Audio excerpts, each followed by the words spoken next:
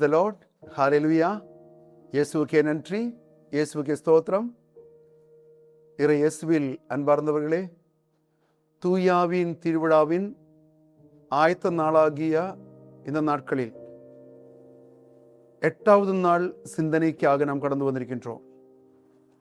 தூயாவின் கனிகளில் 8வது கனியாக இருக்கின்ற கனிவு என்ற கனியை பற்றி நாம் சிந்திக்க போகிறோம். ஒரு மகன், மகள், ஒரு ஊழியக்காரன், ஒரு ஊழியக்காரி உண்மையான தூயாவியால் ஆட்கொள்ளப்பட்டு வாழ்ந்து கொண்டிருக்கிறார்கள் என்று அறிந்து கொள்வதற்கு தூயாவின் கனிகள் அவர்களில் இருக்கின்றதா என்று கண்டுபிடித்துதான் நாம் முடிவெடுக்க முடியும் என்றுதான் இந்த நாட்களில் எல்லாம் நாம் சிந்தித்துக் கொண்டிருக்கிறோம். அப்படிப்பட்ட சிந்தனையோடு ஒப்பிட்டு பார்க்கும் பொழுது ஒரு நிகழ்ச்சி நான் கேள்விப்பட்டிருக்கிறேன். ஒரு மறை மாவட்டத்தில் ஒரு ஊழியக்காரன் வளர்ந்து கொண்டிருக்கிறார். பேரும் புகழும் தேசமெங்கும் பரவி கொண்டிருக்கிற சூழ்நிலை. மறைமாவட்ட ஆயருக்கு அவரை பற்றி ஒரு நல்ல ஸ்டடி பண்ண வேண்டும் என்ற ஒரு கட்டாயம் ஏற்பட்டது. அதனால் 2 குருக்களை அவர் வீட்டுக்கு அனுப்புறாங்க, இந்த ஊழியக்காரன் எப்படிப்பட்டவர் என்று அறிந்து கொள்வதற்காக. குருக்கள் 2 பேரும் அங்கீலம் போட்டல்ல, சாதாரண மக்களை போல பேண்டும் சட்டையும் போட்டு இவர் வீட்டுக்கு போறாங்க. ரொம்ப தூரம் பயணம் செய்து அவர் வீட்டுக்கு போறாங்க. வீட்டுக்கு போய் காலிம்பல் அடிச்சு இவரை சந்திச்ச உடனே, நாங்கள் கொஞ்சம் தொலைவில் இருந்து வர்றோம், உங்க கூட கொஞ்சம் பேசலான்னு நினைச்சிட்டு வந்திருக்கிறோம் அப்படி சொன்னாங்க. இவங்க 2 பேரும் ஃபாதர்ஸ் என்று அந்த ஊழியக்காரனுக்கு தெரியல. அவர் செம்ம கோபம் வந்துச்சு அவருக்கு. அப்படி நீங்க வந்து பெல் அடிக்கும் பொழுதெல்லாம் நான் உட்கார்ந்து தர்றதுக்கு நான் ஃப்ரீயா எல்லாம் கிடையாது, அப்பாயின்மெண்ட் வாங்கிட்டு தான் என்னை பார்க்க வரணும், இப்போ எனக்கு நேரம் ஒதுக்க முடியாது. பயங்கர டென்ஷன், கடுமையான வார்த்தைகள்.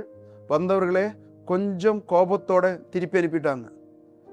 2 ஃபாதர்ஸும் சாரி கேட்டுட்டு நாங்கள் இன்னொரு நாளைக்கு வர்றோம்னு சொல்லி திரும்பி வந்தாங்க. சந்திப்பு அத்துடன் முடிந்தது. திரும்பி வந்து பிஷப்புக்கு ரிப்போர்ட் கொடுத்தாங்க. அவரில் தெய்வீக பக்குவமோ கனிவோ இல்லை என்று தெரிந்து கொண்டதினாலே, அந்த ஒரே காரணத்தினாலே மறை மாவட்டத்தில் அவர் ஊழியத்துக்கு வளர்த்தி விடாமல் தடை செஞ்சதாக ஒரு நிகழ்ச்சி கேள்விப்பட்டிருக்கிறேன். தூயாவி நமக்குள்ள இருந்தால் நமக்குள்ள வர வேண்டிய ஒரு மிகப்பெரிய தன்மைதான் பரிவு காட்டுகின்ற, கனிவு காட்டுகின்ற வரம் என்பது. பைபிளிலே மத்திய நற்செய்தி 11:29 சொல்கிறது, இயேசு கிறிஸ்துனுடைய தன்மையை பற்றி அவரே சொல்கிற விஷயம் உண்டு. நான் கனிவும் மனத்தாழ்மையும் உடையவன். இயேசு சொல்கிற விஷயத்தை தான், எனக்குள்ள தூயாவி உண்டு என்பதற்கு இயேசு கிறிஸ்து தருகின்ற அத்தாட்சியை தான், நான் கனிவும் மனத்தாழ்மையும் உடையவன். என்னிடம் இருந்து கற்றுக்கொள்ளுங்கள். எல்லாரும் ஆண்டவரிடம் இருந்து கற்றுக்கொள்ள வேண்டியது இந்த கனிவு தான், மனத்தாழ்மை தான். பைபிளில் 2 திமோத்தி 2:24 சொல்கிறது, 2 திமோத்தி 2:24 சொல்கிறது, ஆண்டவரின் பணியாளர் சண்டையிடாதவராக இருக்க வேண்டும். அது மட்டுமல்ல, அனைவரிடமும் கனிவு காட்டுகிறவராகவும் இருக்க வேண்டும். ஆண்டவருடைய பணியாளன் சண்டையிடாதவராக இருக்க வேண்டும். அவர் பிறருக்கு கனிவு காட்டுகின்றவர்களாகவும் இருக்க வேண்டும். யாருடைய சண்டைக்கும் வாக்குவாதத்துக்கும் போகக்கூடாது. எல்லாத்துக்கும் கீழ்ப்படுகிற ஒரு நபராக இருக்க வேண்டும். எனக்கு ரொம்ப தெரிந்த ஒரு ஊழியக்காரன், ஊழியத்தோட ஆரம்ப காலங்களிலே ஓரளவுக்கு நல்ல ஊழியம் செய்து கொண்டிருக்கும் பொழுது பங்கு தந்தைக்கு ஒரு சந்தேகம், இவர் உண்மையான ஆவியால் இயக்கப்படுகிறாரா இல்லையா என்ற ஒரு சந்தேகம். அதனால் பங்கு தந்தை நான் சொல்வது இவர் கீழ்ப்படிவாரா இல்லையான்னு தெரிந்து கொள்வதற்கு ஒரு ஆர்வம் வந்துச்சு. அவர் அந்த ஊழியக்காரனை கூப்பிட்டு சொன்னாங்க, இனி நான் சொல்ற வரைக்கும் நீ ஊழியம் செய்யக்கூடாது, பங்கு கோயிலுடைய வளாகம் விட்டுட்டு நீ போகக்கூடாது, எல்லை விட்டு போகக்கூடாது. அவரு உடனே ஆமேன்னு சொல்லிட்டாரு. அடுத்த 2 மாதம் இவருக்கு வெளியே போக முடியல. ஆனால் பங்கு சாமியாரே தடை செஞ்சுட்டாங்க. உடனே இவரும் இவரோட மனைவியும் சேர்ந்து வீட்டுக்கு பக்கத்தில் உள்ள கல்லறை தோட்டத்தில் போயிட்டு வெட்டுக்கத்தியும் கருவிகள் எல்லாம் கொண்டு போய் அங்குள்ள காட்டு செடிகளும் முள்ளு செடிகளும் வெட்டி விட்டு களையெல்லாம் கொத்தி எடுத்து கல்லறை தோட்டத்தை சுத்தம் செய்யற வேற ஆரம்பிச்சாங்க. 1 மாதம் 2 மாதம் டெய்லி காலையில் போவாங்க, கொஞ்ச நேரம் கல்லறை தோட்டத்தில் வேலை செய்வாங்க, சுத்தம் பண்ணுவாங்க, மத்தியானத்துக்கு மேலே சாப்பிட்டுட்டு வீட்டுக்கு வந்துடுவாங்க. 2 மாதங்கள் முடிஞ்ச ஒரு நாள் பங்கு சாமியார் கல்லறை தோட்டம் வழியாக பைக்கில் போய்கொண்டிருக்கும் பொழுது கல்லறை தோட்டத்துக்குள்ள 2 பேர் வேலை செஞ்சுட்டு இருக்கிறாங்க. வண்டி நிறுத்தி பார்த்தா இந்த பிரதரும் அவங்க ஒய்ஃபும் கலர் தோட்டத்தில் வேலை செய்கிறாங்க. என்ன செய்கிறீங்கன்னு கேட்டாங்க. ஃபாதர், நீங்கள் தானே சொன்னீங்க இனிமேல் ஊழியத்துக்கு போகக்கூடாதுன்னு. நான் அதில் ஊழியம் நிறுத்திட்டு நீங்கள் சொல்கிற வரைக்கும் கல்லறை தோட்டத்தை சுத்தம் பண்ணலாம்னு நினச்சிட்டு ஒவ்வொரு ஏரியாவாக க்ளீன் பண்ணி வந்துட்டு இருக்கிறேன். பங்கு சமையலுக்கு பயங்கர ஆச்சரியமாக இருந்தது. அவர் சொன்னாங்க, நான் சும்மா சொன்னது, நீங்கள் எப்போ வேணாலும் ஊழியத்துக்கு போகலாம், என்னோட பெர்மிஷன் உண்டு. ஒரு மனிதன் தன்னையே தாழ்த்தி கொண்டதினாலே, கடவுள் சொன்னது கேட்டு அப்படி பணிவோடு கனிவோடு நடந்து கொண்டதினாலே எடுத்து உயர்த்தப்பட்ட நிகழ்ச்சிகளும் பைபிளிலும் அன்றாட வாழ்க்கையில் நாம் நிறைய பேருடைய வாழ்க்கையில் பார்த்து கொண்டிருக்கிறோம். எல்லா மக்களோடும் கனிவு காட்டுகின்ற ஒரு பக்குவம். 1 கொரிந்தியர் 4வது அதிகாரம் 12-13 சொல்கிறது, பழிக்கப்படும் போது ஆசி கூறுகிறோம், துன்புறுத்தப்படும் போது பொறுத்து கொள்கிறோம், அவமதிக்கப்படும் போது கனிவாக பேசுகிறோம். ஒரு நல்ல ஊழியக்காரருடைய அழகு இதுதான். என்னென்ன அழகுகள்? பழிக்கப்படும் போது ஆசி கூறுகிறோம். நம்மை மற்றவர்கள் பழிக்கும் பொழுதும் நம்ம அவர்களுக்கு ஆசி கூறணுமா? துன்புறுத்தப்படும் போது பொறுத்து கொள்ளணுமா? அவமதிப்பிக்கப்படும் போது கனிவாக பேசணுமா? இந்த வரங்களுக்காக நாம் ஜெபிக்கணும். உண்மையிலேயே தூயாவிட கனிகள் நம்மில் நிரம்பும் பொழுது மாற்றங்கள் உருவாகும். முதல் இரத்த சாட்சியாக இருக்கின்ற ஸ்தேவான் திருத்துதர் பணி 7வது அதிகாரத்திலே கல்லால் அடிக்கப்பட்டு ரத்தம் பீரிட்டு ஒழுகும் பொழுது அவர் விண்ணகத்தை நோக்கி ஜெபிக்கிற ஜெபம் உண்டு.